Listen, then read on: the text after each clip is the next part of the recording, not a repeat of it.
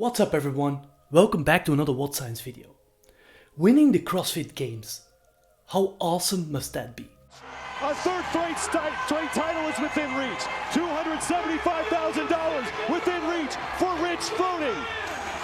And Rich Froning is the fittest man on the planet for the third straight year.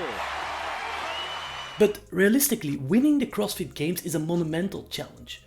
Not achievable by all, no matter how intense, structured or overall good your training is.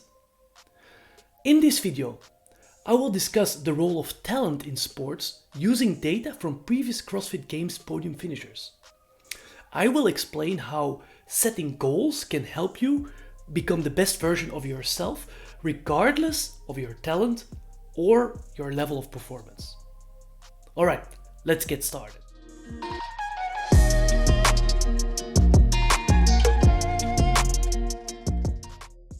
Over the last 10 years at the CrossFit Games, the podium has seen just only 14 different athletes filling 30 potential spots. This includes names like Froning, Fraser, Khalifa, Ben Smith, Gudmundsson, Vellner, Fikowski, Hoogberg, Olsen, Quant, Medeiros, Krennikov, Garrard, and of course this year's winner, Jeffrey Adler. This indicates that these athletes consistently remained top performance over multiple years.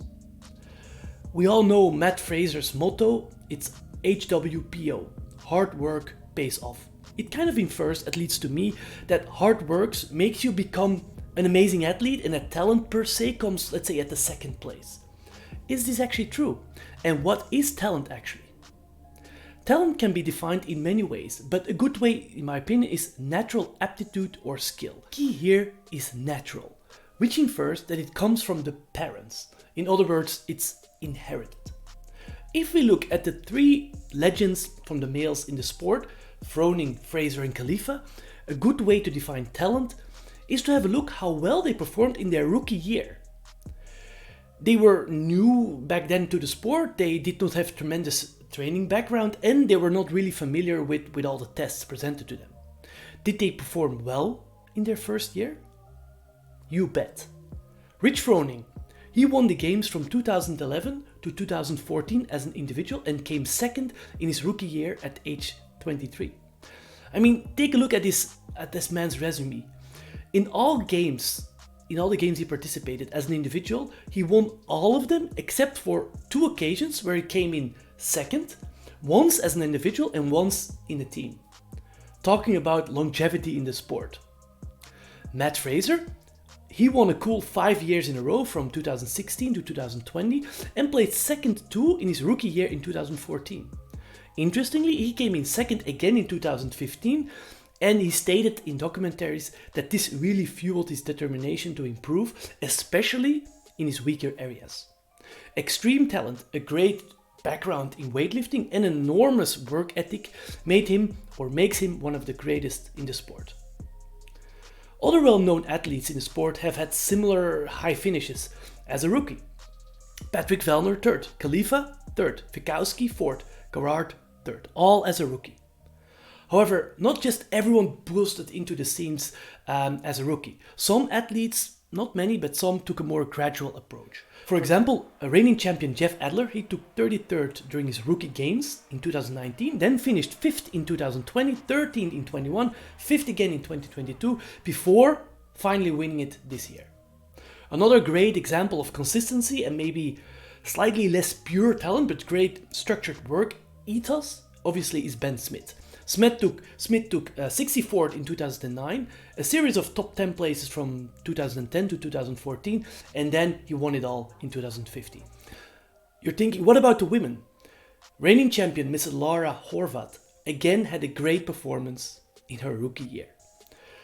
Placing second in 2018, then a couple of lower ranked places, mostly because by then her ultimate weakness, which was handstand push-ups, to then knocking on the door in 2021 and 2022 to then win it all earlier this year in 2023. Hard work pays off, yes, but talent absolutely is necessary to make it to the top in any sport. Interestingly, the data I just talked about suggests that if you don't reach the podium or at least the top 5 in your first 2 to 3 years at the games, the chances of actually winning later are pretty low. That doesn't mean it's impossible, it's just that nobody or not many people have ever done it before in the modern era of CrossFit. On the other hand, we have to approach this with a little bit of caution. CrossFit as a sport is very new. Many of the athletes we just talked about, they started CrossFit as a sport or taking it serious in their early 20s. Simply because before that, the sport did not really exist. Now you see 14-year-olds snatching 225 pounds or doing 30 kipping pull-ups unbroken. So this means that athletes now have much more time to gradually develop, take a more slow approach to only peak in their mid-20s, while doing CrossFit for example, more than a decade. You can also look at it from a different angle. Every CrossFit Games athlete, no matter how dominant he or she was, failed at least once before winning.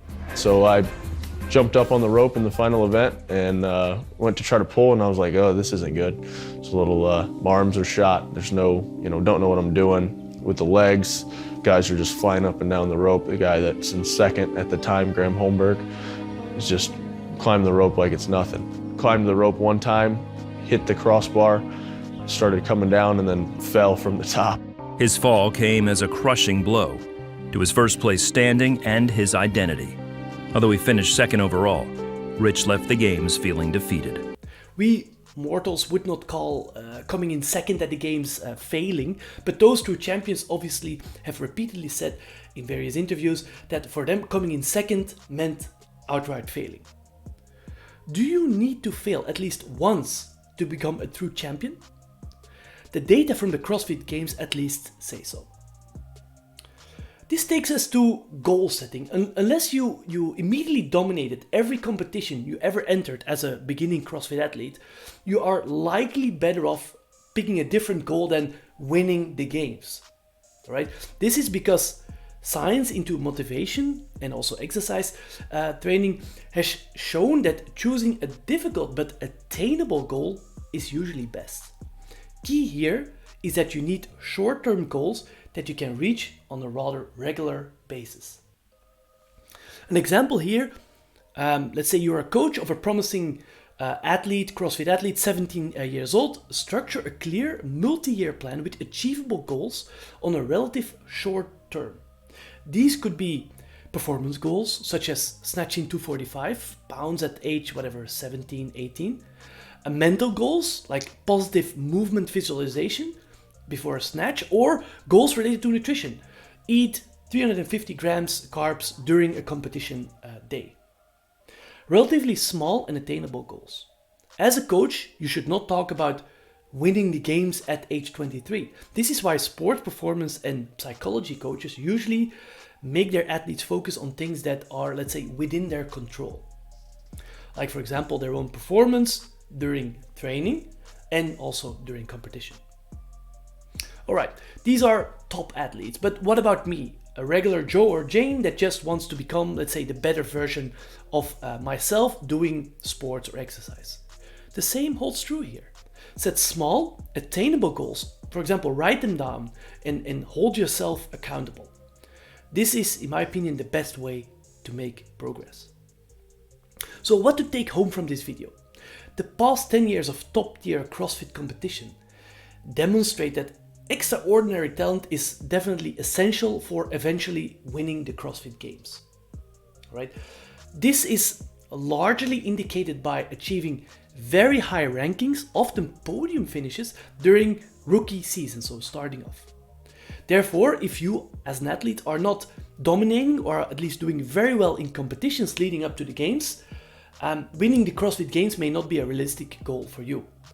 A more effective approach is to set smaller, more immediate goals that concentrate on your personal performance and also your training.